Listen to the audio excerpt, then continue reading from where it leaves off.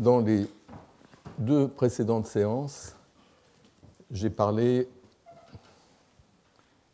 des idées de Brentano concernant la structure du jugement, la structure de la proposition, et en particulier de sa réinterprétation des propositions dites catégoriques de la syllogistique aristotélicienne, proposition où on trouve toujours un sujet et un prédicat, donc homme, mortel. Selon Aristote, pour qu'on ait jugement, il faut qu'il y ait un acte de l'esprit qui unisse deux termes ou qui les sépare dans la négation. Donc ça donne lieu à des propositions affirmatives ou négatives, selon que l'acte de l'esprit est positif ou négatif, et est un acte d'unification ou de séparation. Et d'autre part, on a aussi ces différences dites de quantité, selon que le premier terme est pris dans toute son extension, comme quand je dis tout homme est mortel, je parle de la totalité des hommes. Si je dis certains hommes sont mortels, je parle seulement d'une partie. Donc ça, c'est des différences de quantité, plus la différence de qualité, positif ou négatif, suivant que c'est une affirmation ou une négation, et ça nous donne une classe de propositions. Et je vous ai dit que, pour Brentano, toutes ces propositions se ramènent en fait à des propositions existentielles qui affirment l'existence de quelque chose ou qui nient l'existence de quelque chose. Donc on garde l'idée de cette double polarité, le positif et le négatif, mais il s'agit toujours d'une affirmation, de l'affirmation d'une existence ou de la négation d'une existence. Donc si une affirmation, une universelle affirmative comme tout homme est mortel, pour Brentano, c'est la même chose qu'une proposition existentielle négative. Ça revient à rejeter l'existence d'un homme immortel. Alors qu'une proposition particulière, comme certains hommes sont méchants, revient à accepter l'existence d'un homme méchant, ou d'hommes méchants, en mettant en pluriel si on veut. Donc il y a toujours cette structure. Et pour Brentano, en fait, l'acte de l'esprit, quand il juge, c'est l'acte de poser quelque chose comme existant, d'accepter la réalité de quelque chose ou de la refuser. C'est pourquoi on peut parler d'acte thétique ou de jugement thétique, de jugement qui pose. Même si, comme je vous l'avais dit, au départ, Brentano employait cette expression jugement thétique pour un type particulier de jugement où on a aussi l'acte de l'esprit qui pose ou qui affirme, ou qui, au contraire, qui nie, qui refuse d'affirmer, ou qui, mais où le contenu de l'acte, en revanche, est simple au lieu d'être complexe, au lieu qu'il y ait cette dualité sujet-prédicat dont Aristote dit qu'elle est nécessaire pour qu'on ait jugement, pour qu'on ait quelque chose de vrai ou faux. Brentano soutient que ça n'est pas nécessaire puisqu'on a des jugements à un seul terme, comme il fait jour, il pleut, il tonne, il neige, tous les jugements météorologiques, ou aussi bien des jugements existentiels dont le contenu serait simple, comme il y a du bruit, qui pose qu'il y a du bruit, mais il n'y a pas un sujet et un prédicat ici. Pareillement, Dieu existe, Dieu n'existe pas. Pour Brentano, ce sont des jugements thétiques simples avec un contenu à un seul terme. Mais en tout cas, que ce soit ces jugements thétiques à un seul terme ou les jugements dans la traduction brentanienne des propositions aristotéliciennes, dans tous les cas, ce sont des jugements existentiels. On a donc une structure qui, à ce stade-là, semble être la structure universelle de jugement, mais qui est une sorte d'alternative à l'idée que la structure universelle du jugement serait la structure sujet-prédicat, idée qui semble y avoir dans la théorie à laquelle Brentano s'oppose. Lui, il soutient que tout jugement est à ce stade-là, parce qu'encore une fois, sa théorie évolue, comme j'ai dit la dernière fois, mais à ce stade-là, il dit que tout jugement est l'affirmation ou la négation de quelque chose, c'est le X que vous voyez en haut, et le X peut être simple ou complexe, il est complexe et il a la forme AB avec sujet-prédicat, dans les cas que j'ai d'abord discutés en reprenant les exemples d'Aristote. Certains champignons sont vénéneux, nous dit que des champignons vénéneux, ça existe. Donc c'est un acte d'affirmation visant un contenu complexe où il y a à la fois champignon et la propriété d'être vénéneux. Donc on a composé ces deux choses, et c'est l'état de choses complexe qui en résulte que l'esprit affirme, dont il affirme la réalité. il n'y a pas d'amour heureux, c'est là l'esprit qui rejette l'existence de cet état de choses complexe où on a un amour heureux. Mais on peut aussi avoir l'acte de l'esprit qui affirme ou qui nie et qui vise l'existence d'une chose simple et pas d'une chose complexe comme Dieu ou la pluie. Donc il pleut, ça dit juste il y a de la pluie.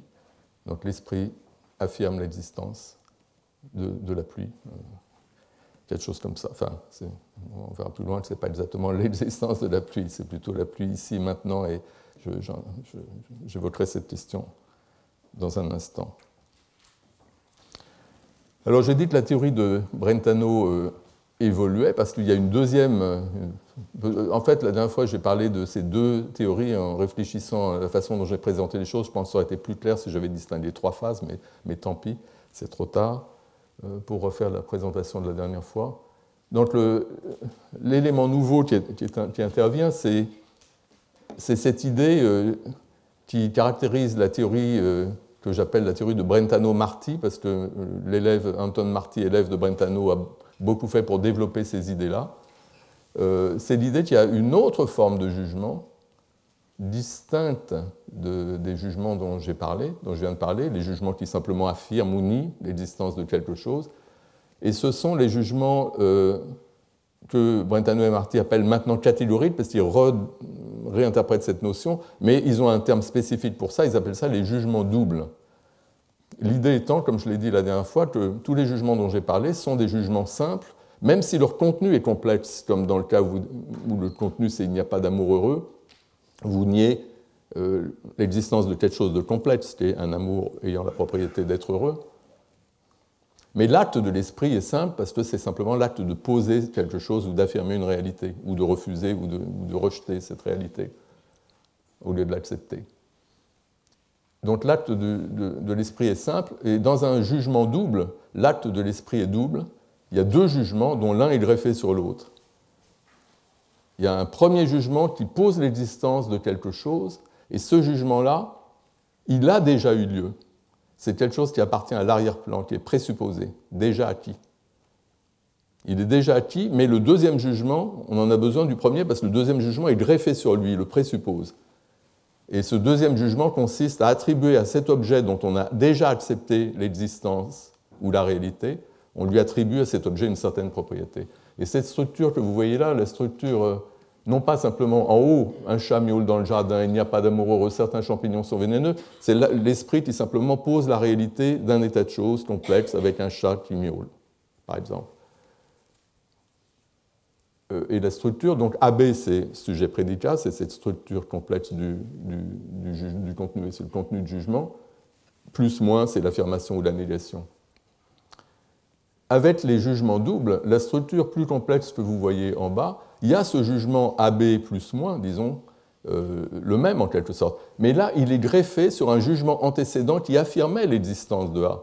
Donc l'existence de A était déjà donnée, c'était quelque chose qui était déjà accepté. Et ce que fait le nouveau jugement qui se greffe sur lui, c'est simplement d'attribuer à cet objet déjà connu, déjà accepté, qui fait déjà partie de l'ontologie en quelque sorte, attribuer à cet objet une propriété ou lui refuser cette propriété. Donc le contenu du second jugement, c'est simplement la prédication, l'attribution d'une propriété. Ce n'est pas l'existence de l'objet, car l'existence de l'objet, c'est quelque chose qui est déjà donné, déjà accepté. Contrairement à ce qui se passe dans les énoncés en haut, où là, l'existence de l'objet fait partie de ce qu'affirme l'énoncé.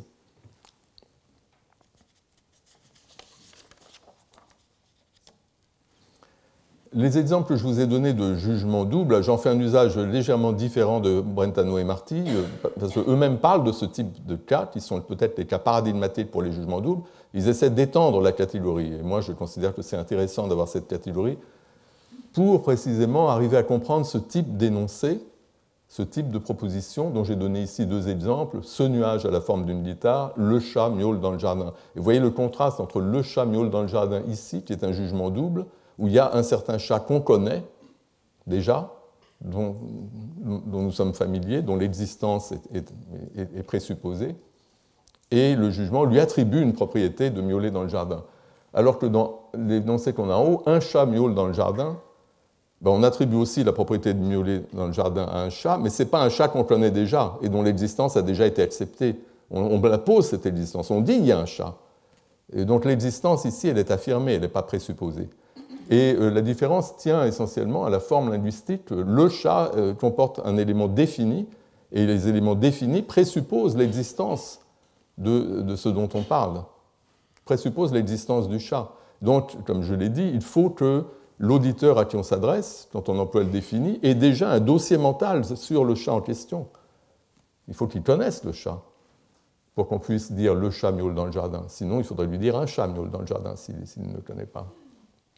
Et quand on dit un chat miaule dans le jardin, on introduit ce chat dans l'univers mental de l'auditeur, alors que quand on dit le chat miaule dans le jardin, le chat il est déjà là dans l'univers mental de l'auditeur et on se contente de l'invoquer. Ces idées donc, qu'on trouve chez Brentano et Marty, l'idée de ces jugements doubles par opposition aux jugements simples, c'est intéressant notamment parce que ce sont à la fois des idées qui, comme je l'ai dit, permettent de donner un statut à part aux propositions singulières, comme on dit, par opposition aux propositions générales, qui sont les seules qui apparaissent dans le tableau aristotélicien que j'ai présenté. Certains hommes sont mortels, tous les hommes sont mortels, ça nous parle en général des hommes, mais ça ne nous parle pas de tel ou tel individu. Une proposition singulière comme Aristote est mortel nous parle d'un individu particulier. Et il y a eu une énorme littérature, comme je vous ai dit, récente surtout, mais ça commence au XXe siècle, il y a un profond intérêt pour ces questions, pour la question de savoir comment on va caractériser les propositions singulières et surtout les pensées singulières. Quand on pense à un objet particulier et qu'on lui attribue une propriété, qu'est-ce qui se passe? Et selon des auteurs comme un grand nombre d'auteurs contemporains, mais je pense que le père fondateur un peu de ces recherches, il y aurait Bertrand Russell, aurait aussi vocation à être mentionné comme père fondateur, mais Peter Strawson est vraiment un des théoriciens de la pensée singulière.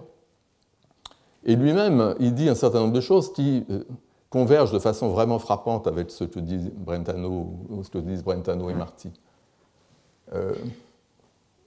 En particulier, il a ce contraste entre des énoncés qui sont vraiment sujet-prédicat, comme ce nuage a la forme d'une guitare, un énoncé, une proposition singulière à propos d'un objet particulier auquel on attribue une propriété.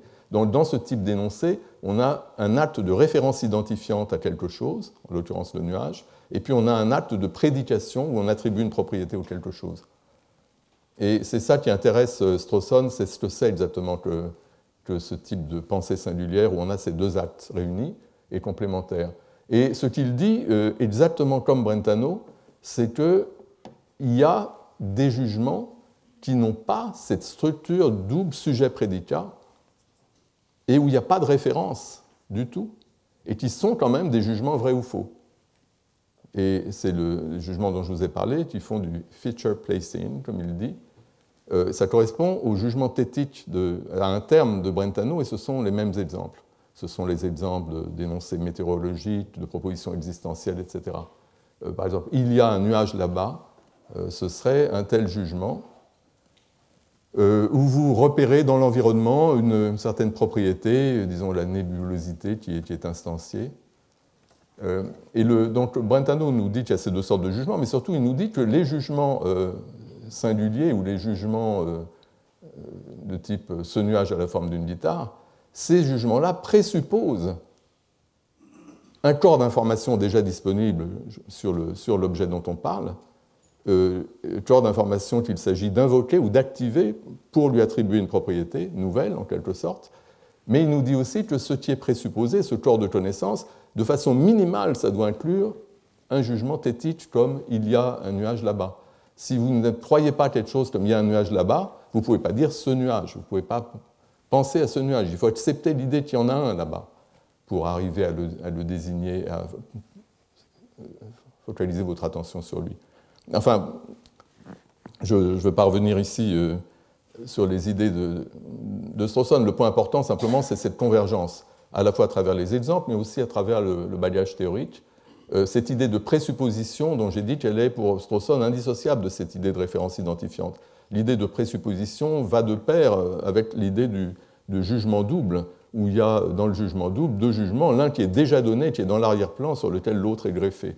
L'idée de présupposition peut servir ici, même si je vais introduire d'autres idées de la littérature pour développer un peu cette image du jugement double. En tout cas, dans la théorie de Brentano, pour résumer, une fois qu'on a introduit cette nouvelle catégorie de jugements que sont les jugements doubles, ben on voit qu'on a en fait 6 types de jugements. On a des jugements thétiques qui peuvent être simples ou complexes. Les jugements thétiques simples posent l'existence de quelque chose, ça peut être Dieu, ça peut être un nuage, ça peut être la pluie, etc. Mais on peut aussi poser l'existence des tas de choses complexes, impliquant un sujet, un prédicat, comme certains champignons sont mortels, il n'y a pas d'amour heureux. Donc là, la structure, c'est AB+, ou AB-. La structure, pour les jugements simples, c'était A+, ou A-. Et les jugements doubles, que Brentano et Marty appellent jugements catégoriques, pour les distinguer des jugements thétiques, qui sont tous ceux qui sont d'une seule pièce et qui affirment l'existence de quelque chose, les jugements doubles, eux, ont cette structure plus complexe, où on a l'élément présupposé ou déjà donné, A+, une existence déjà affirmée et acceptée, et un jugement qui se greffe là-dessus pour attribuer une propriété à l'objet en question. Et donc ce sont les jugements singuliers comme ce nuage à la forme d'une guitare qui sont le paradigme. Donc ça, c'est un rappel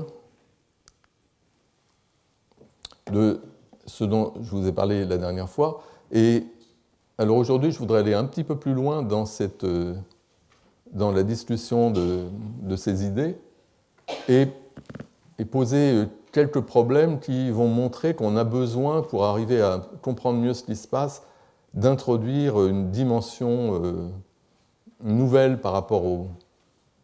Quand on parle de structure du jugement, il y a toute une dimension nouvelle qui doit intervenir. Et d'abord, pourquoi faire intervenir quelque chose en plus? Parce qu'on a des difficultés avec l'appareil théorique que je vous ai présenté. Et là, je voudrais présenter une difficulté qui me paraît assez simple. J'espère qu'elle vous apparaîtra comme elle m'apparaît à moi, la difficulté. Si vous avez un énoncé comme « il y a Marcel qui nous fait des signes », donc on est en train de discuter, dit « ah tiens, il y a Marcel qui nous fait des signes ». Donc vous voyez bien la situation. Mais quel type de jugement c'est dans la théorie que j'ai présentée, la théorie de Brentano, Marty, Strawson, disons, comme on pourrait l'appeler. Tiens, j'aurais pu inventer la théorie BMS. Quelle est la structure? Est-ce que c'est la structure AB+, ou est-ce que c'est la structure du jugement double? On est tiré dans deux directions. Là, il y a une sorte de contradiction. On rencontre une contradiction quand on essaie de répondre à cette question. La contradiction vient du fait que là, il y a un nom propre, Marcel. Un nom propre, j'ai dit, possède le trait défini, comme le chat, c'est défini, un pronom il est venu, c'est défini, le démonstratif, ce nuage, c'est défini, les noms propres, c'est défini. Dire que c'est défini, ça veut dire simplement que vous ne pouvez pas employer un nom propre en vous adressant à quelqu'un si la personne ne sait pas déjà qui c'est ou ne sait pas déjà qu'il y a quelqu'un qui porte ce nom, si ce n'est pas du tout familier, si la personne n'a jamais entendu parler de la personne, c'est incorrect de commencer à employer le nom propre pour parler de cette personne. Il faut, au lieu de dire, si vous n'avez jamais entendu parler de Marcel, vous ne savez pas qui est Marcel, je ne vais pas vous dire, tiens, il y a Marcel qui? Non, vous ne savez pas qui c'est. Je vais vous dire, il y a un nommé Marcel ou un ami à moi nommé Marcel ou quelque chose comme ça. Je l'introduis d'abord dans votre esprit. Ensuite, je peux employer le mot Marcel. Mais je ne peux pas employer de but en blanc le nom propre, parce que le nom propre possède ce trait défini qui implique qu'il y ait tout un savoir antécédent, éventuellement minimal, mais il doit y avoir un savoir antécédent, des choses déjà connues. Donc là, on a ce nom propre Marcel, et jusqu'à présent, je vous ai dit que le jugement double, c'est justement le cas où il y a une existence qui est présupposée, par exemple présupposée par le fait qu'on emploie le défini, et que donc il y a ce jugement présupposé d'existence concernant la personne en question qui est censée être familière de mon interlocuteur, et je greffe sur ce jugement présupposé d'existence un jugement qui attribue à cet individu la propriété d'être en train de nous faire des signes. Et donc là, on est dans ce cas de figure parce qu'on a l'emploi du nom propre, du défini, ça présuppose l'existence, ça présuppose que mon interlocuteur sait qui c'est, a une idée de qui c'est, il est déjà familier, ce n'est pas un nom qui est nouveau pour lui, etc. Et ça va dans le sens du fait que ce serait un jugement double. Mais d'un autre côté, vous voyez bien que ce jugement commence par « il y a ». C'est une proposition existentielle. Ça pose l'existence de quelque chose. Et quel est le quelque chose? C'est Marcel qui nous fait des signes, c'est cette espèce d'état de choses complexe. Et ça ressemble à un énoncé thétique qui pose l'existence d'un état de choses complexe. Marcel nous faisant des signes. Donc on a un peu des deux. Et donc, du coup, ça pose un problème. Je dois dire que ce problème se pose en français. Je suppose que dans toutes les langues, on peut trouver des problèmes analogues. Mais je voulais signaler que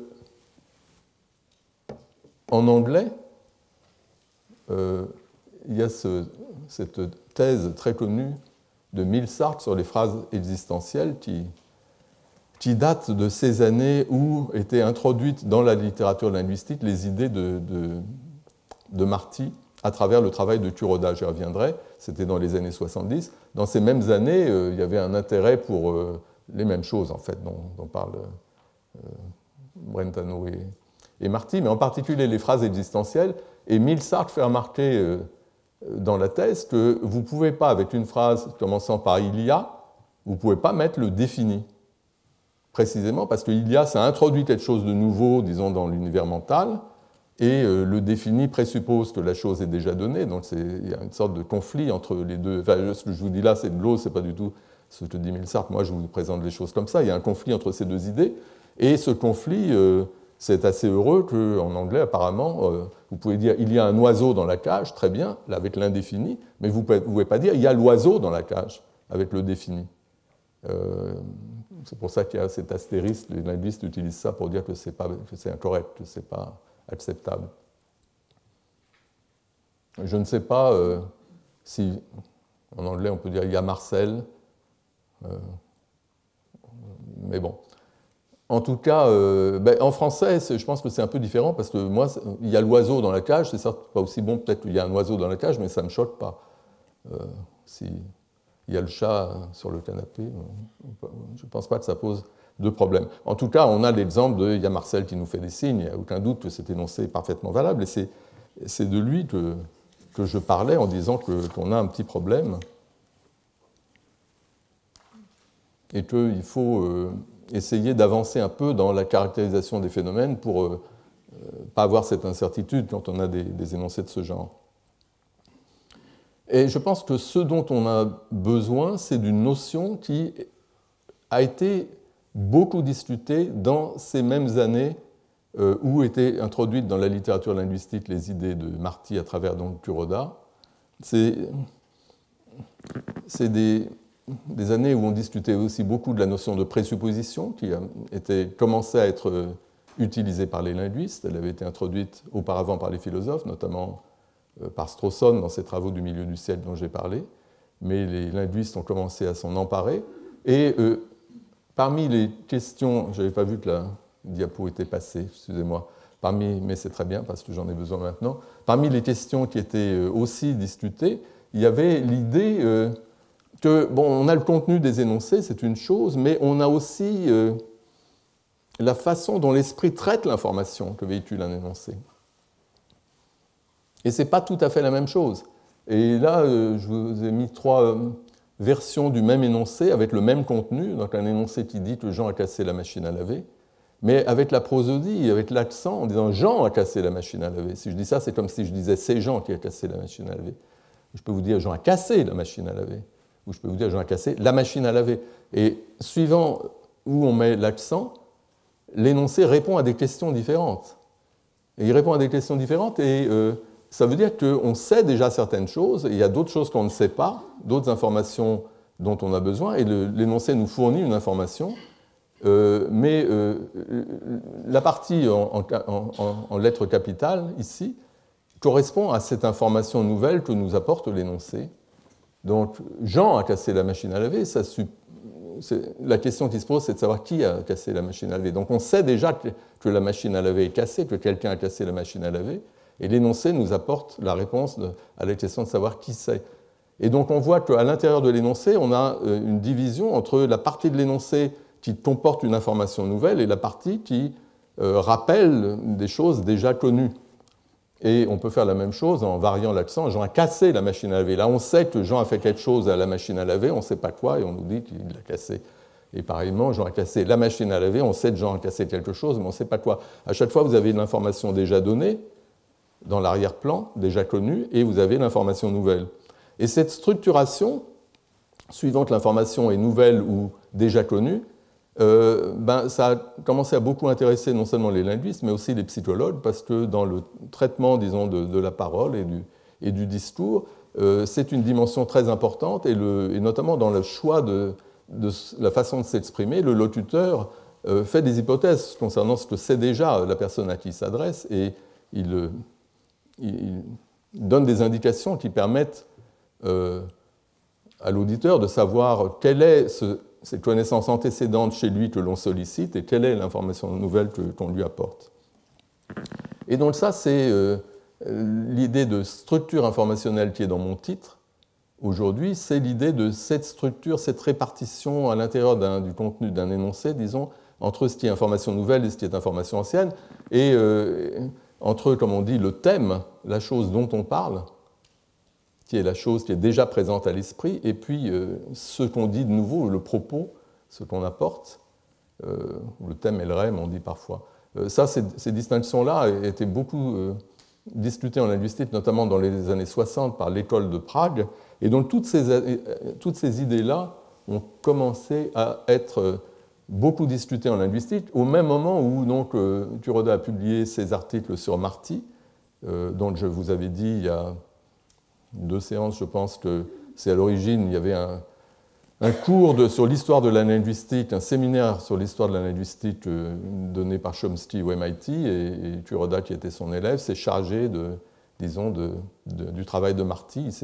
Il a étudié Marty de façon assez approfondie, et il a rapporté donc, les résultats de ses travaux dans plusieurs articles. Et ça a eu de l'influence sur les linguistes parce que, notamment, il a montré que la distinction entre le jugement catégorique, c'est-à-dire le jugement double et le jugement thétique, avait une pertinence linguistique parce qu'elle permettait de comprendre certains phénomènes, et il a notamment parlé de certains phénomènes de la syntaxe du japonais, notamment le rôle des particules wa et ga en japonais. Donc il a discuté ça en disant que cette notion ces idées de Marty pouvaient être utilisées dans ce cadre-là. Mais au même moment, il y avait beaucoup de discussions sur la distinction thème-propos, la structure informationnelle, la présupposition et les choses de ce genre. Alors, un article intéressant de cette époque d'un psychologue, c'est cet article de Peter Hornby qui introduit une distinction entre 3 types de sujets. Il y a le sujet grammatical, et donc dans les exemples que j'ai mis là, Jean a poussé Marie, c'est Jean le sujet grammatical, mais si on met la phrase au passif, Marie a été poussée par Jean, c'est Marie le sujet. Donc ça, c'est la notion de sujet grammatical, et ce que dit Hornby, c'est que le sujet grammatical, ce n'est pas la même chose que le sujet logique, comme il dit, ou on pourrait dire logico-sémantique. Et ce qu'il veut dire par là, sans doute, c'est que si vous prenez Jean a poussé Marie et Marie a été poussée par Jean, certes, l'information, on la présente différemment, la perspective est différente, la caméra n'est pas mise au même endroit, quelque chose comme ça, peut-être, mais c'est quand même le même contenu, parce qu'il y a toujours une action poussée avec 2 actants, comme dit Ténière, le grand linguiste français, 2 actants, qui est Jean et Marie, qui jouent des rôles, Jean étant l'agent, celui qui accomplit l'action, et Marie étant la patiente, celle qui subit l'action. Et c'est la même chose, que ce soit Jean a poussé Marie ou Marie a été poussée par Jean, on peut changer les choses grammaticalement, mais ça n'empêche pas que c'est toujours la même scène. Donc sur le plan logique, c'est toujours le même contenu en un certain sens. Donc il y a ces notions-là de sujet, mais l'article porte sur le sujet psychologique, qui est une chose encore différente. Et le sujet psychologique, dit Hornby, c'est le sujet de la conversation, c'est ce qui nous intéresse, ce dont on est en train de parler ou ce à quoi on est en train de penser. Et le sujet psychologique, la troisième phrase que j'ai mise là, Marie Jean l'a poussé, mettre Marie en tête ici, indique que c'est à elle qu'on s'intéresse, c'est d'elle qu'on parle. Donc on dit la même chose, Jean l'a poussé. Mais c'est elle qui, en l'occurrence, est complément d'objet, si on veut utiliser ces catégories, c'est elle qui est le sujet psychologique.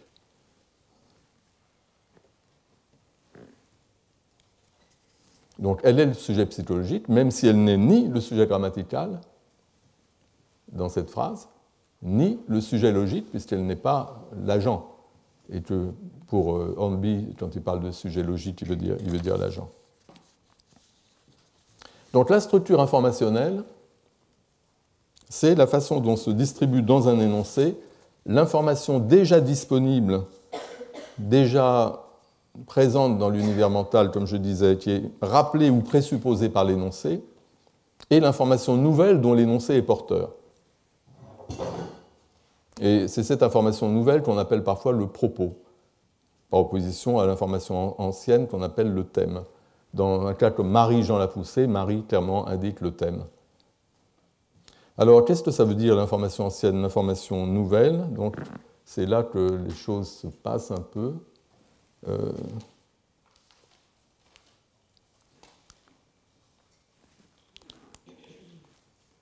Excusez-moi, je suis allé un peu trop vite. Là, j'ai une citation pour montrer que ces considérations sur l'information ancienne, l'information nouvelle, le mouvement de l'esprit qui part de ce qu'il sait déjà pour aller vers ce qui est nouveau, le fait que la phrase doit organiser les choses de façon à rendre cette transition facile. Là, je vous l'ai indiqué, j'ai pris dans ce travail en français de Albert Séchelet, qui est un des éditeurs du cours de Saussure. Vous avez cette phrase très éloquente où il parle de ça, et ça c'est en 1950. Il dit dans la communication, il y a nécessairement un mouvement de la pensée qui va du terme admis comme base, prédonné ou présupposé, donc ça c'est l'idée du thème, ce qu'on a à l'esprit, au terme d'aboutissement, le propos, et il dit donc un sujet et un prédicat. Donc il interprète sujet-prédicat dans ces termes psychologiques, alors que Hornby essaie de dire qu'en fait il y a deux plans différents, il y a le plan grammatical et le plan psychologique. Mais il est vrai que dans beaucoup de cas, beaucoup de gens pensent que la structure grammaticale sujet-prédicat est censée coller à cette structure psychologique. Mais dans beaucoup de cas, elle s'en éloigne. Donc peut-être que c'était un encodage de cette structure psychologique, mais ces deux plans deviennent relativement indépendants l'un de l'autre, puisqu'on voit beaucoup d'exemples où le thème, ça n'est pas le sujet, mais autre chose. En tout cas, j'étais en train de vous dire que la question de savoir ce que c'est que l'information nouvelle et l'information ancienne se pose. Alors, en 1974, dans un article influent, Haviland et Clark, donc on est encore en psychologie, même si les linguistes s'intéressaient aussi à ces choses, eux définissaient l'information ancienne comme ce que l'auditeur est censé déjà savoir. Censé déjà savoir. Ça ne veut pas dire qu'il le sait réellement, mais ça veut dire que si vous exprimez comme ça, vous présupposez chez lui certaines connaissances. Ce qu'il est censé déjà savoir. Et l'information nouvelle, c'est ce qu'il n'est pas censé déjà savoir, ou peut-être mieux, ce qu'il est censé ne pas déjà savoir. Parce que là aussi, vous pouvez, par votre formulation, montrer qu'il n'est pas censé savoir une certaine chose que vous présentez comme de l'information nouvelle. Il peut très bien le savoir, effectivement. Mais l'énoncé lui-même, par la forme, etc., suppose un certain statut de connaissance pour les différents éléments qui se trouvent encodés dans l'énoncé. Donc ça, c'est cette proposition. Et ce à quoi je veux en venir, c'est l'amélioration, à mon avis assez décisive, qui vient avec cet article important de Schaef, je ne sais pas comment on prononce, en 1976, où il essaie de revenir sur toutes ces notions qui vont un peu dans le même sens, mais qui ne sont pas tout à fait la même, donc il essaie d'améliorer les choses. Et il dit quelque chose qui est très important par rapport à notre problème, et notamment à l'énoncé dont je vous ai parlé. Il dit que l'information ancienne, qui est censée définir le thème d'un énoncé par opposition au propos, c'est l'information dont le locuteur considère qu'elle est présente à la conscience de l'auditeur au moment de l'énonciation. Alors que l'information nouvelle, le propos, c'est ce que le locuteur introduit dans la conscience de l'auditeur par ce qu'il lui dit. Donc là, on fait appel à la conscience de l'auditeur au moment de l'énonciation, ce qu'il a dans l'esprit au moment où on lui parle.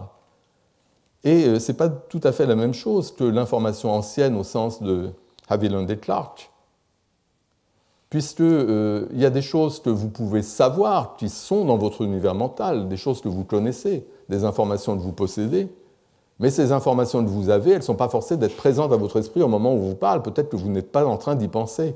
Donc c'est ça qui est important. Et je pense que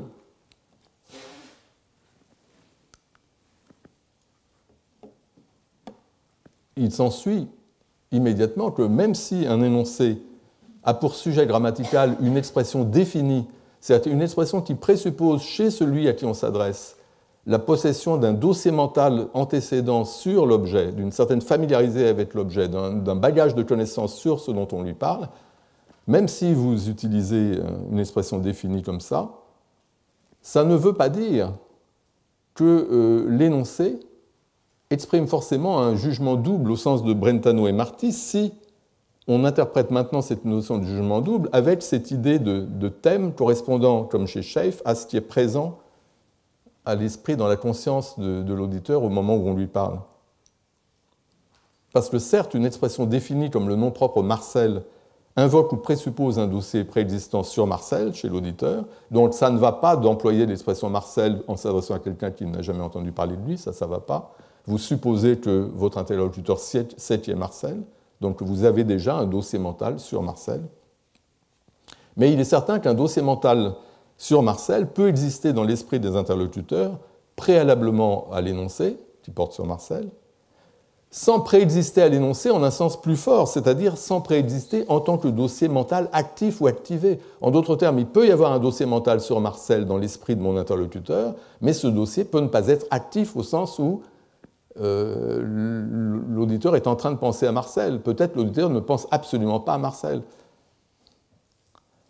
Donc je dirais mon dossier mental sur Marcel est actif à partir du moment où je pense à lui. Quand je pense à lui, j'active mon dossier mental sur lui. Et à ce moment-là, si dans une conversation, la conversation porte sur Marcel, les dossiers mentaux respectifs des interlocuteurs sur Marcel se trouvent activés. Et à ce moment-là, Marcel est le thème. Donc le thème dans l'interprétation de Schaef correspond non seulement à quelque chose de déjà connu, mais plus spécifiquement à quelque chose de déjà connu qui est présent à l'esprit des interlocuteurs préalablement à l'énoncé. Ce n'est pas quelque chose qui se trouve présent à l'esprit des interlocuteurs à cause de l'énoncé. C'est déjà là, présent à l'esprit avant l'énoncé. L'énoncé ne fait qu'invoquer cette chose. Donc si on revient à l'exemple, on voit que même si mon interlocuteur et moi-même disposons tous deux d'un dossier mental préexistant sur Marcel, encore une fois, c'est une condition d'emploi pour un nom propre. Donc nous connaissons tous les deux Marcel, et même nous le connaissons très bien, c'est notre ami Marcel. Ce dossier sur Marcel peut très bien ne pas être actif dans l'esprit de mon interlocuteur au moment où j'énonce « Marcel nous fait des signes ». Moi, il est actif parce que j'ai vu Marcel, donc ça a activé mon dossier, mais lui, il n'y pense pas, on est en train de discuter de toute autre chose, et je lui dis « Tiens, il y a Marcel qui nous fait des signes ». Et à ce moment-là, j'active chez mon interlocuteur ce dossier mental qui était là, qui préexistait, mais qui n'était pas actif. Et donc le thème correspond maintenant au dossier mental actif. Dans ce cas, quand c'est l'énoncé lui-même qui active le dossier mental de l'auditeur, et que donc, si c'est un dossier mental sur Marcel, quand Marcel n'est pas déjà le thème de la conversation,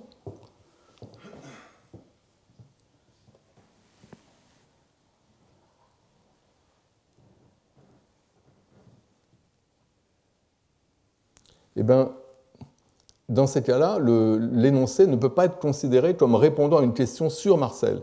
Si l'énoncé répondait à une question sur Marcel, Marcel serait le thème et le dossier mental serait déjà activé. Et donc, c'est comme ça qu'on peut voir les variations de thèmes. On peut les voir comme, pour un même énoncé, on a plusieurs interprétations suivant l'élément qui est thématique, qui correspond à de l'information ancienne, et les éléments qui ne le sont pas. Et on peut voir que ces différences d'interprétation pour un même énoncé correspondent à différentes questions à laquelle l'énoncé peut être une réponse. Donc si on se demande comment va Marcel ou que fait Marcel, ça veut dire qu'on est en train de parler de Marcel, on est en train de penser à Marcel, ça veut dire que notre dossier mental sur Marcel est déjà actif, et donc Marcel est thème. Et dans ce cas, je ne peux pas dire il y a Marcel qui nous fait des signes, me semble-t-il. En tout cas, il y a Marcel qui nous fait des signes, il me semble que ça marche dans des cas où la question qui se pose, c'est qu'est-ce qui se passe? Par exemple, mon interlocuteur voit que je regarde derrière, et donc la question implicite, c'est qu'est-ce qui se passe? Et je dis, il y a Marcel qui nous fait des signes. Là, j'active le dossier Marcel, j'introduis effectivement dans la conscience de mon interlocuteur cet état de choses complexe, Marcel nous faisant des signes, et le fait que mon interlocuteur ait déjà un dossier mental sur Marcel n'empêche pas qu'il s'agisse d'un énoncé thétique qui pose l'existence d'un état de choses complexe. Si l'énoncé répondait à des questions comme quand va Marcel ou que fait Marcel, et bien là, ce serait Marcel le thème. Et à ce moment-là, le propos, ce serait simplement la propriété. Effectivement, on peut très bien imaginer un cas comme ça. On discute comment va Marcel, me demande mon interlocuteur, et je peux dire, ben, justement, il est là-bas, il nous fait des signes. Là, dans cet énoncé, qui dit la même chose, ça dit que Marcel nous fait des signes, mais le thème ici, c'est Marcel. Et donc le propos, l'information qu'apporte l'énoncé, c'est simplement qu'il est là-bas et qu'il nous fait des signes. Mais ici, la structure thème-propos passe à l'intérieur de l'énoncé entre le sujet et le prédicat. Disons, le sujet se trouve correspondre au thème, le prédicat correspond au propos. Alors que dans un... Donc là, c'est la structure que vous voyez en haut. Vous avez la structure AB correspondant sujet-prédicat, la structure du contenu, et le sujet correspond au thème, l'autre élément correspond au propos, de sorte que cette division dans la structure informationnelle, la division entre les deux composants passe à l'intérieur du contenu de l'énoncé. Mais il y a aussi des cas où le thème est externe. C'est un point important parce que dans la littérature, bizarrement, sur la distinction thème-propos, cette possibilité que le thème soit externe est souvent ignorée, alors que c'est très important. Le thème peut tout à fait ne pas correspondre à aucun des constituants du contenu de l'énoncé. Et je pense que c'est ce qu'on a dans un exemple, comme il y a Marcel qui nous fait des signes. Le contenu, c'est AB, Marcel nous faisant des signes, mais ce n'est pas Marcel le thème. Ce n'est pas non plus la propriété de nous faire des signes. Non, le thème, c'est la situation, ce qui se passe, pourquoi je regarde derrière. Le thème, c'est un X extérieur. Et là, la division thème-propos ne passe pas à l'intérieur du contenu de l'énoncé.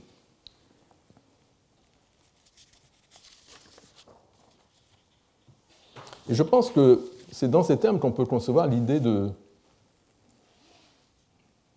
jugement thétique. Le jugement thétique, par opposition au jugement double, le jugement simple, si vous voulez, par opposition au jugement double, le jugement simple, c'est un jugement qui est tout d'une pièce, alors que le jugement double, il est en quelque sorte fracturé par cette division que j'ai d'abord présentée comme la division présupposée-posée. Maintenant, je dis que c'est plutôt thème-propos. Quelque chose de cet ordre-là, une structuration entre un arrière-plan et avant-plan, qui passe à l'intérieur du contenu de l'énoncé et qui caractérise le jugement double.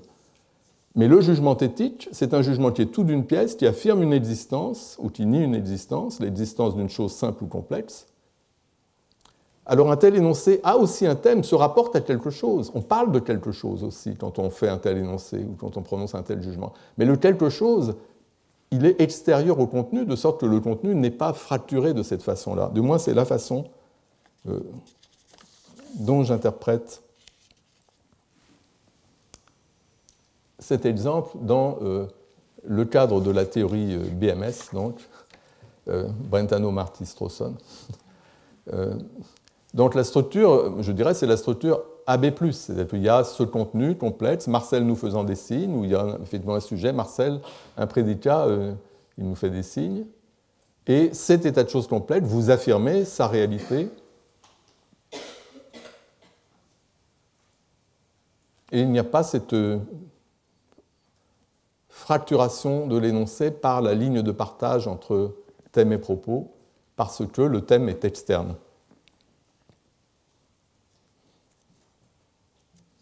Donc c'est la totalité du contenu qui correspond au propos dans un cas de ce genre. Et je pense que c'est le propre de ces jugements thétiques. Et ça marche que le jugement thétique soit un jugement complexe, comme là avec la structure interne AB, une structure sujet-prédicat, ou que ce soit des jugements simples, comme il pleut. Si vous dites il pleut, bah vous avez un contenu de jugement qui est simple. Comme on va le voir, il y a aussi un thème, mais le thème il est externe, il n'est pas un aspect du contenu qui... Et donc le contenu, à nouveau, n'est pas fracturé par cette division informationnelle. OK. Alors cette notion de thème ou de sujet psychologique, de ce dont on parle ou ce à quoi l'on pense, ben on voit que le thème peut être extérieur au contenu, donc c'est quelque chose qui n'est pas forcément donné, encodé par l'énoncé. Et de façon très générale, ces idées de ce qui est le thème, ce qui n'est pas le thème, etc., c'est des idées qui sont fondamentalement pragmatiques, contextuelles et pas purement grammaticales. Ça veut dire que selon les contextes, le même énoncé, comme par exemple l'énoncé « Jean a cassé la figure de Paul », ben, ce même énoncé peut interpréter de façon différente, suivant qu'il a pour thème Jean, Paul, ou une situation plus globale, ce qui se passe. À nouveau, on peut recourir à un dialogue en regardant quelle est la question implicite à laquelle l'énoncé répond. Donc, comment va Jean? Il a cassé la figure de Paul. Là, on voit une chose intéressante, c'est que si le thème est Jean, et une question porte sur Jean, on va employer plutôt un pronom plutôt que le nom. En général, on a des phénomènes de... Le thème est la chose la moins accentuée, sur laquelle on met le moins l'accent, parce que c'est déjà donné. Mais bon, je passe là-dessus. Comment va Paul? Jean lui a cassé la figure. À nouveau, c'est le même contenu. On dit la même chose en un certain sens, mais la structure informationnelle n'est quand même pas la même, parce que le thème est différent. Et le thème correspond dans un cas au sujet, dans l'autre cas à l'objet. Si on peut considérer Paul ici comme l'objet, si on prend ça dépend comment... Et on peut à nouveau avoir un thème externe qui ne correspond à rien de particulier dans l'énoncé, comme quoi de neuf, je demande des nouvelles en général, et on me répond Jean a cassé la figure de Paul. Et là, c'est le contenu complet, cet état de choses complexe, avec Jean, Paul, ces deux actants, cette relation de casser la figure. Et c'est tout ça qui est le propos, au moyen duquel je caractérise la situation. On me demande des nouvelles en général et je les donne de cette façon-là. Et là, le thème ne correspond pas à un constituant par rapport à un autre. Alors, bien que le thème soit une affaire avant tout pragmatique, les langues offrent toute une panoplie de ressources qui permettent d'expliciter la structure informationnelle de l'énoncé qui ne correspond pas forcément à la structure grammaticale. Donc on a vu déjà que le thème, la chose présente à l'esprit des interlocuteurs, ça peut correspondre à un constituant de l'énoncé, auquel cas c'est interne, je dis, ou ça peut être quelque chose qui est extérieur, qui ne correspond à aucun constituant en particulier. C'est des cas où on a le X à l'extérieur et c'est tout le contenu de l'énoncé qui est le propos, qui sert à caractériser le thème. Et lorsque le thème correspond à un constituant particulier, donc lorsque le thème est interne, ben on peut indiquer cela, comme je l'ai fait tout à l'heure avec l'exemple de Marie, Jean l'a poussé. On peut extraposer le constituant de façon à le placer en tête de l'énoncé. Donc pour mon exemple de Jean a cassé la figure de Paul, on pourrait dire Jean, il a cassé la figure de Paul, Paul, Jean lui a cassé la figure. Comment va Jean? Vous me demandez, je dis, ben Jean, il a cassé la figure de Paul, figure-toi. Ça marche très bien. Et là, le Jean, au début, m'indique que c'est ça le thème de l'énoncé qui suit. Alors, on a aussi, parmi les ressources, une ressource importante, c'est l'ordre des mots.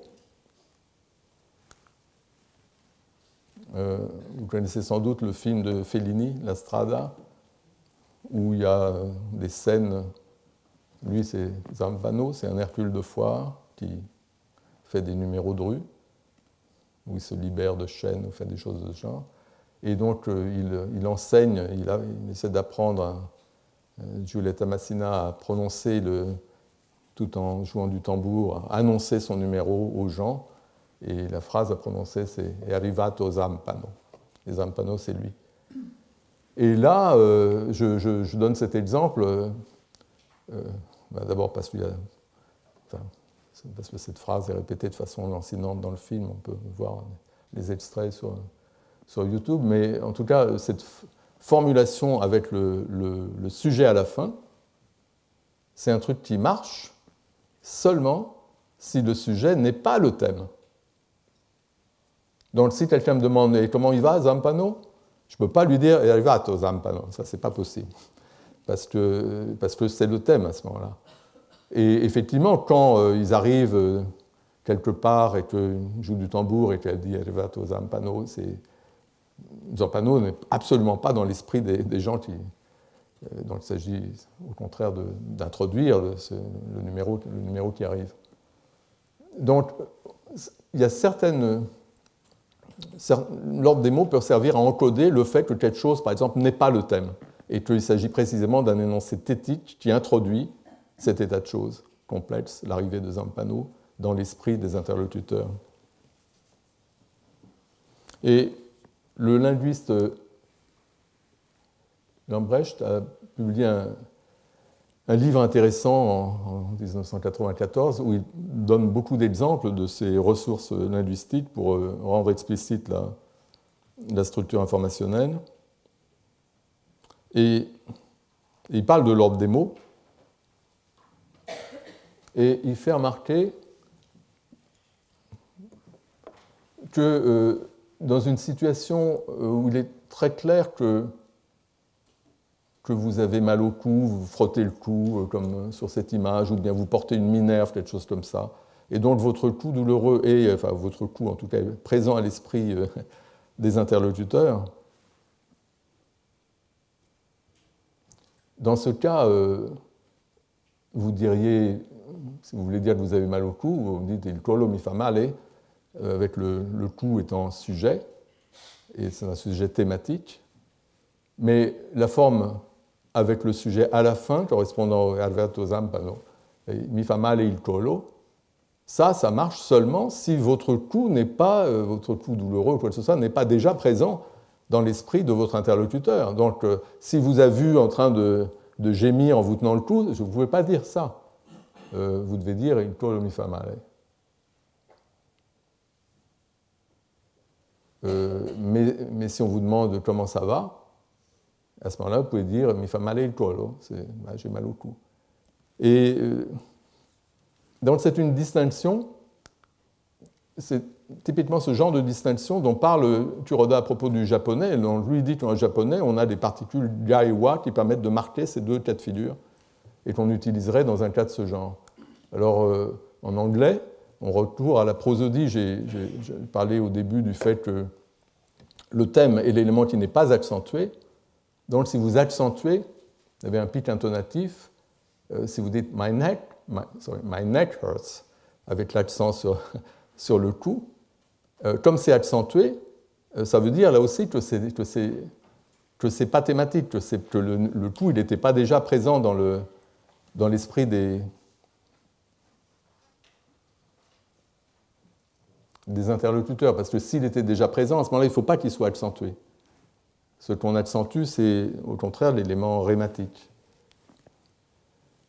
Et donc ces deux énoncés-là, avec le placement de l'accent différent, est censé correspondre plus ou moins à la même distinction. Et à chaque fois, la distinction, c'est entre le caractère thématique ou non thématique du sujet d'un énoncé complexe. Quand ce n'est pas thématique, en général, le thème il est externe, et à ce moment-là, c'est un énoncé thétique.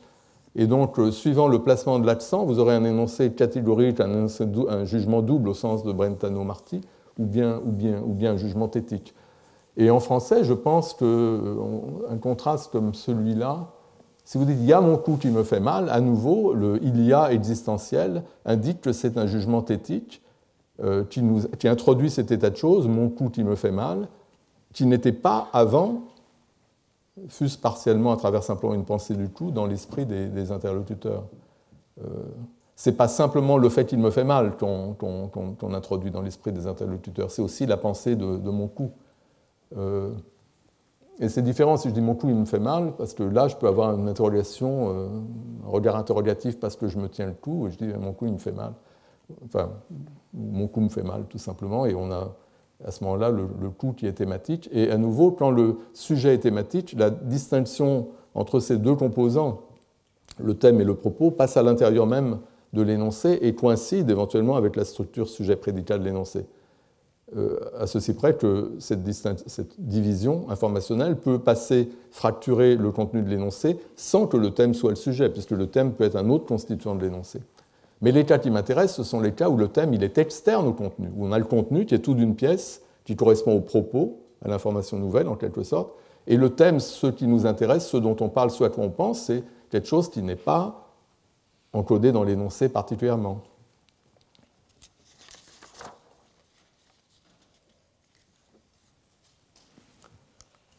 Alors, puisque c'est la structure informationnelle qui détermine, in fine, le caractère thétique ou catégorique au sens de jugement double du jugement ou de l'énoncé, et que, on l'a vu, la structure informationnelle c'est largement tributaire du contexte, de la pragmatique, des questions qu'on se pose au moment où on parle, etc., il s'ensuit que très souvent, un même énoncé pourra avoir des lectures différentes, et c'est ce que beaucoup des exemples que j'ai donnés montrent.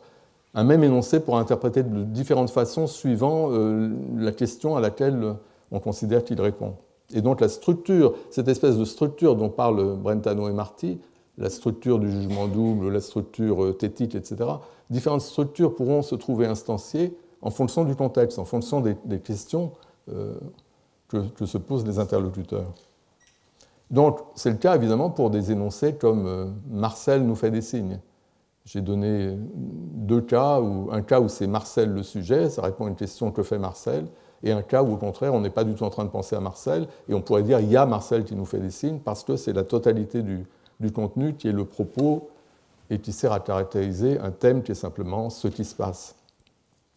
Mais cette possibilité d'avoir plus des variations, disons, d'interprétation en fonction de ce qui est le thème, de ce dont on parle, ça marche aussi pour des énoncés qui ne sont pas des énoncés singuliers portant sur un objet particulier et lui attribuant une propriété. Et c'est quelque chose que Marty lui-même a remarqué, la possibilité de réinterpréter certains énoncés censés être des énoncés existentiels thétiques d'après les analyses de Brentano, de les réinterpréter comme jugement double.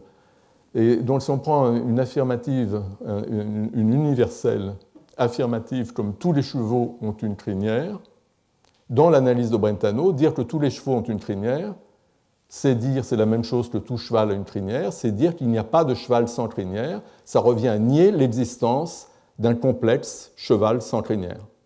C'est ça l'analyse de Brentano, c'est un jugement thétique qui affirme l'existence d'un état de choses complexe, ou qui le nie, pardon, dans ce cas. Les universels sont des existentiels négatifs pour Brentano. Donc, pas de cheval sans crinière. Ça nie l'existence d'un cheval qui n'aurait pas de crinière. Mais ce que dit Marty, c'est qu'on n'est pas forcé de comprendre comme ça un énoncé comme tous les chevaux ont une crinière, et on le voit si on change le prédicat. Si au lieu de dire tous les chevaux ont une crinière, on dit tous les chevaux sont rentrés.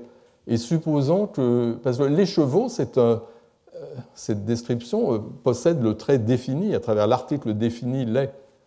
Alors les chevaux, ça peut renvoyer à tous les chevaux qui existent, la totalité des chevaux.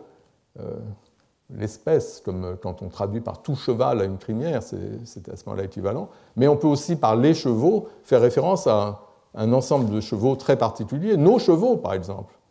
On peut être justement en train de se demander ce qui se passe avec les chevaux, et je peux rassurer mon interlocuteur en disant « T'inquiète pas, tous les chevaux sont rentrés ».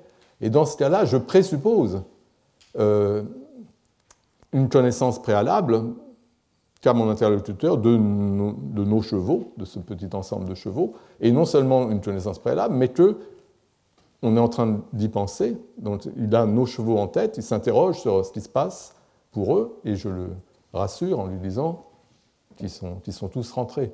Et dans ce cas-là, c'est un jugement double, avec un thème, effectivement, qui est présupposé, qui est prédonné, comme dit Séchelet, et le propos, c'est simplement la propriété d'être rentré, qu'on attribue aux chevaux qui sont dans l'esprit déjà de l'interlocuteur. Donc maintenant, après avoir dit tout ça, je voudrais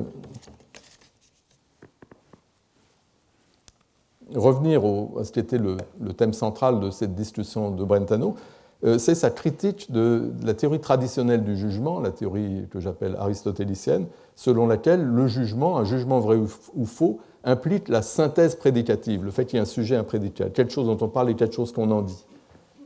Selon Aristote, on ne peut pas avoir du vrai et du faux si on n'a pas ces éléments-là.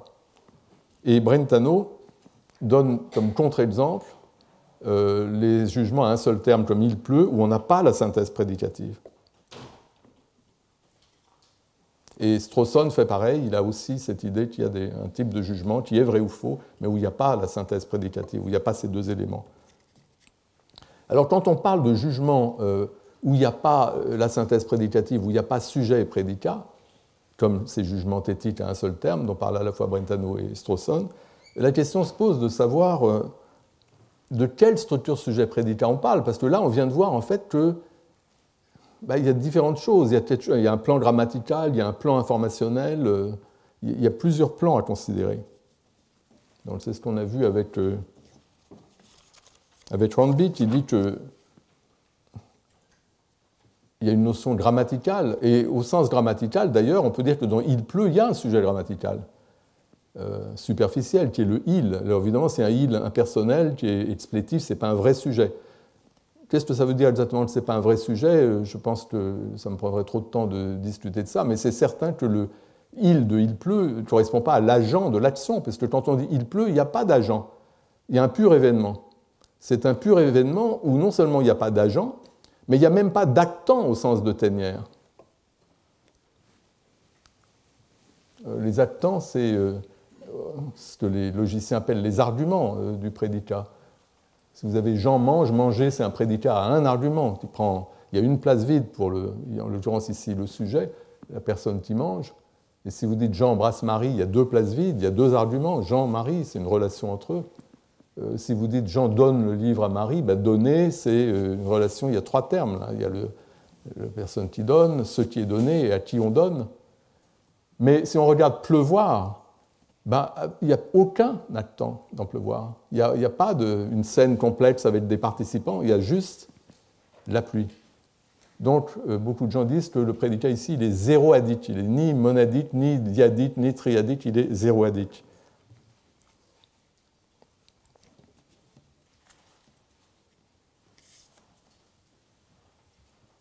Mais d'un autre côté, à partir du moment où on fait intervenir la notion de structure informationnelle,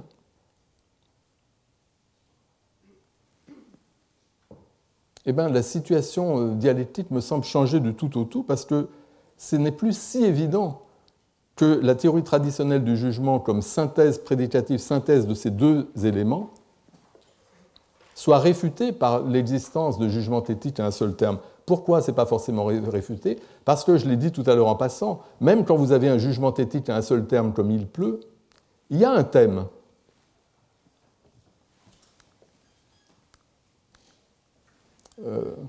Et ce thème, en général, si je vous dis il pleut, le plus souvent, et pas toujours, c'est la situation où nous nous trouvons. C'est la situation, j'appelle ça la situation égocentrique du sujet. Le sujet dit il pleut, il est dans une certaine situation. Et ce qu'il caractérise en disant qu'il pleut, c'est la situation où il est. Et la situation où il est, c'est le thème, au sens, dans un travail justement sur les... Tu parles beaucoup de cette idée de thème. Cette linguiste introduit l'idée de thème situationnel, de stage topic. Et elle dit que la situation où l'on est toujours un thème possible. parce que c'est toujours quelque chose qui est plus ou moins présent à l'esprit et qui peut toujours servir de thème. Donc si vous dites « il pleut », le thème, c'est la situation où vous vous trouvez. Alors ça n'est pas la seule possibilité pour « il pleut ». Vous pouvez très bien dire « il pleut » et ne pas parler de la situation où vous vous trouvez, en particulier si votre « il pleut » se trouve dans un discours où il a été fait mention d'un lieu précédemment, comme ici. Là, ce n'est pas le moment d'aller à Palo Alto en ce moment, il pleut tout le temps. Là, je dis « il pleut tout le temps ». De quel lieu je parle? Je ne parle pas du lieu où je me trouve, je parle de Palo Alto. Donc là, il y a un renvoi en quelque sorte anaphorique. Le thème est fourni par le discours précédent. Mais le point important, et c'est à quoi je veux en venir, c'est qu'il y a forcément un thème.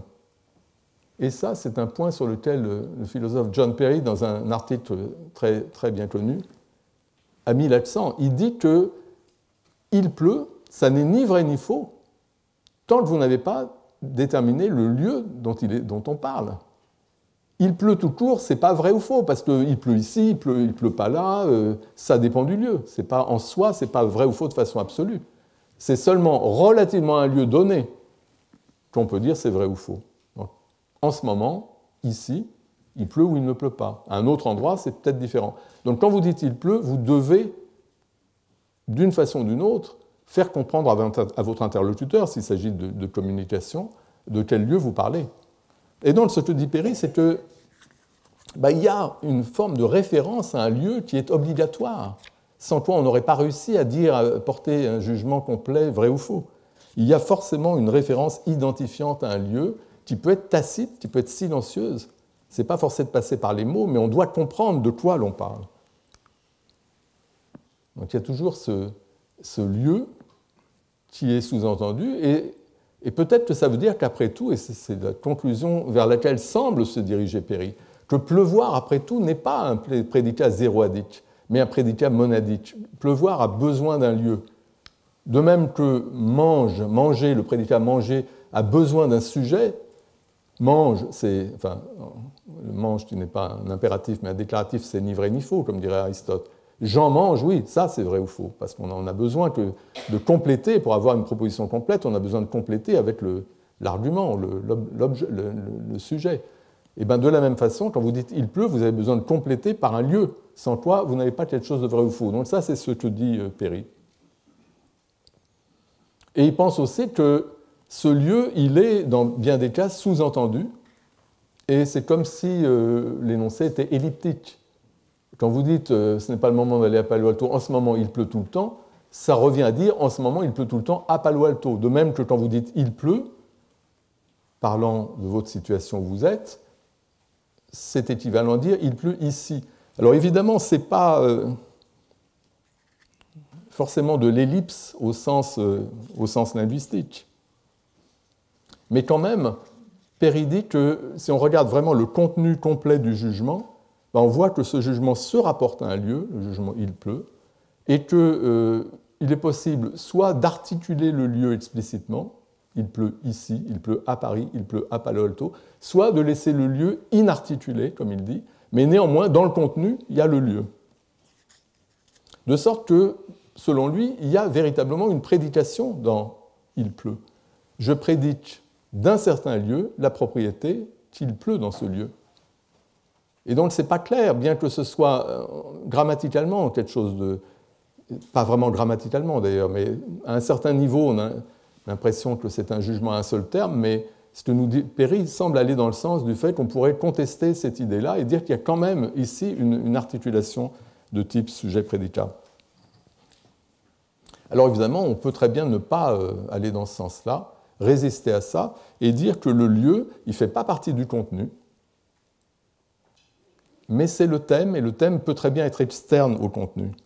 Et ça, c'est l'idée justement d'un jugement éthique dont le contenu global se rapporte à quelque chose qui est extérieur au contenu et que le jugement revient à caractériser. Et ce que ça nous montre, c'est que, je pense que c'est comme ça qu'il faut voir les choses. Il faut effectivement distinguer le cas où on a dans le contenu du jugement cette structure sujet-prédicat complexe et le cas où on a simplement autre chose qui est le contenu du jugement, qui est le propos, qui se rapporte à un thème qui est extérieur au contenu. Ce n'est pas la même chose. Et néanmoins, la relation sujet-prédicat interne au contenu et la relation entre le thème et le propos se ressemblent parce que le propos, ça nous sert à caractériser le thème. Qu'est-ce qui se passe? Jean a cassé la figure de Paul. Je caractérise une certaine situation comme étant une situation où Jean a cassé la figure de Paul. En général, cette idée de thème et de propos ressemble à la prédication, à la structuration sujet-prédicat. Il y a des cas, évidemment, il y a tous les cas où ça coïncide, tous les cas où le sujet se trouve être le thème et où le prédicat correspond au propos. Et selon Brentano, cette structure grammaticale sujet-prédicat est là pour encoder, initialement au moins, cette structure psychologique. Mais il y a beaucoup de cas où c'est différent, c'est-à-dire qu'on peut considérer qu'il y a le propos, qui éventuellement c'est la totalité du contenu de l'énoncé qui est le propos, ça se rapporte à un thème qui, lui, ne correspond à rien dans le contenu de l'énoncé, mais qui est un thème situationnel. Et dans ces cas-là aussi, on parle du thème, c'est de lui qu'on parle, c'est à lui qu'on pense, et on le caractérise d'une certaine façon. Le propos sert en quelque sorte à prédiquer, mais ce n'est pas tout à fait la même chose. Et pour ça, je pense qu'on devrait parler peut-être de proto-prédication. Quand je dis « il pleut », c'est vrai que je caractérise une situation.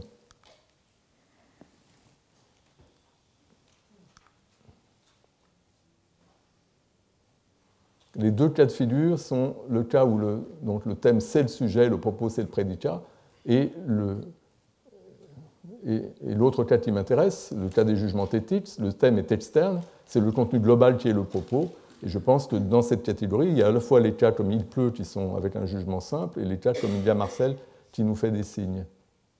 Mais ce qui est intéressant, c'est de considérer aussi des cas que mentionne Séchelet, qui sont le cas d'une certaine phase dans l'apprentissage du langage chez les enfants. C'est la phase des phrases à un mot, comme on dit, les monorèmes, il appelle ça. Les phrases à un mot, c'est que l'enfant a un répertoire, un lexique, avec des équivalents de mots comme chat, pluie, bébé, prononcés à la façon enfantine, disons. Et l'enfant produit des énoncés qui se réduisent à un mot. Il dit chat, pluie, bébé, etc.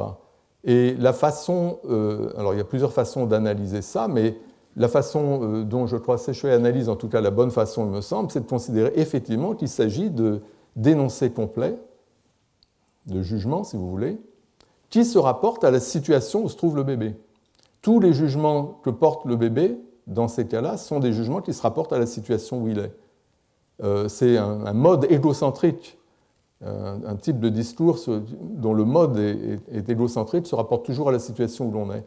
Donc, si vous voulez, vous pouvez dire qu'il y a une sorte de structure proto-prédicative, puisque le bébé caractérise la situation où il est comme une situation où il y a du chat, où il y a un chat. Donc, il y a un chat qui apparaît, et le bébé dit chat. Ça revient à caractériser la situation comme maintenant une situation avec du chat. C'est vraiment le feature placing de Strawson. Donc on peut dire qu'il y a une sorte de structure proto-prédicative où on attribue une propriété à quelque chose qui est la situation où l'on est. Mais cette structure n'est pas du tout interne au contenu de l'énoncé. Là, le contenu, il est complètement simple, c'est juste la propriété chat.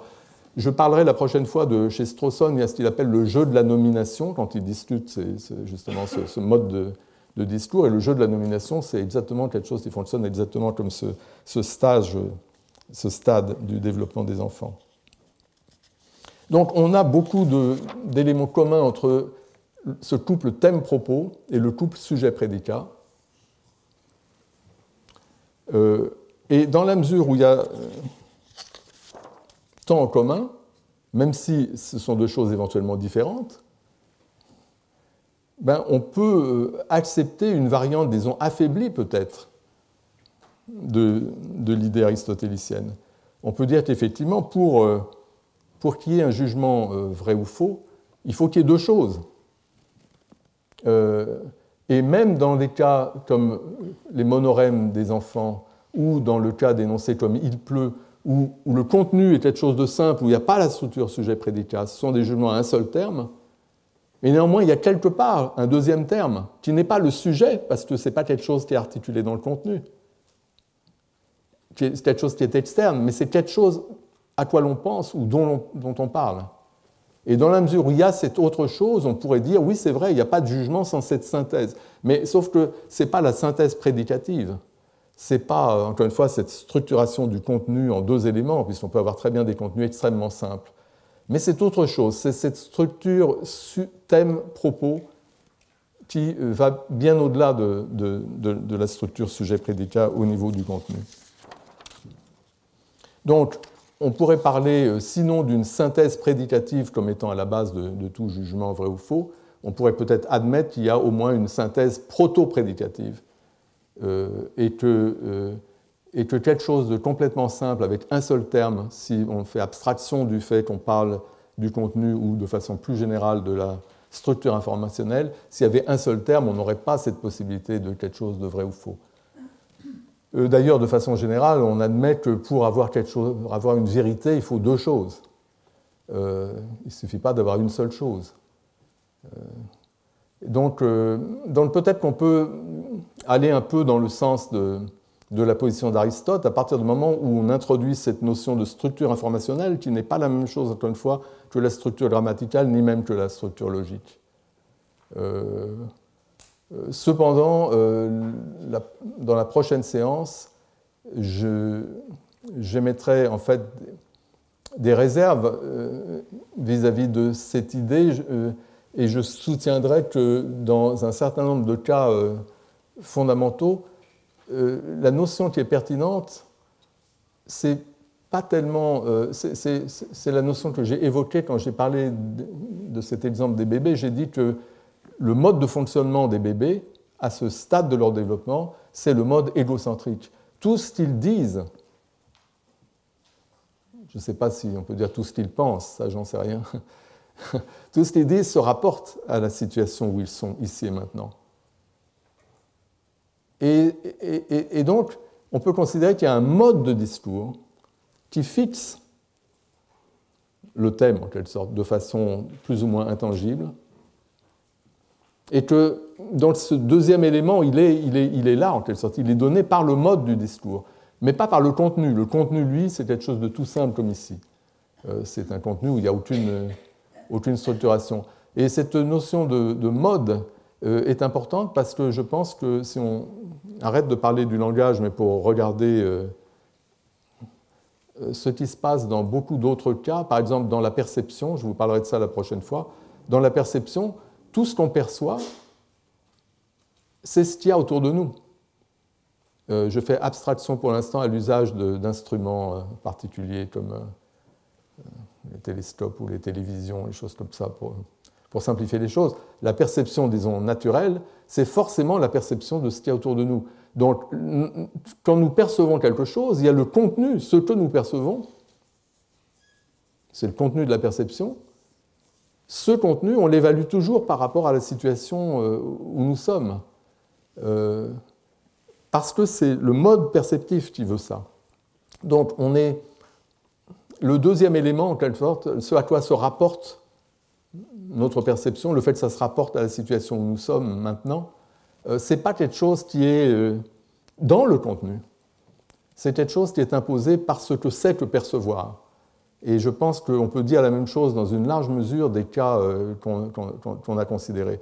De sorte que si on va dans cette direction-là en exploitant cette distinction mode-contenu que j'exposerai la prochaine fois, je pense qu'on peut résister à la pression de la théorie que j'ai appelée aristotélicienne, affaiblie grâce à l'idée de structure informationnelle. Mais bon, je pense que j'en ai assez dit pour aujourd'hui, parce que tout à l'heure, on va avoir donc le séminaire avec Marie Guillot qui est présente, qui va nous parler donc à 11h30, et je vous donne rendez-vous à ce moment-là. Merci.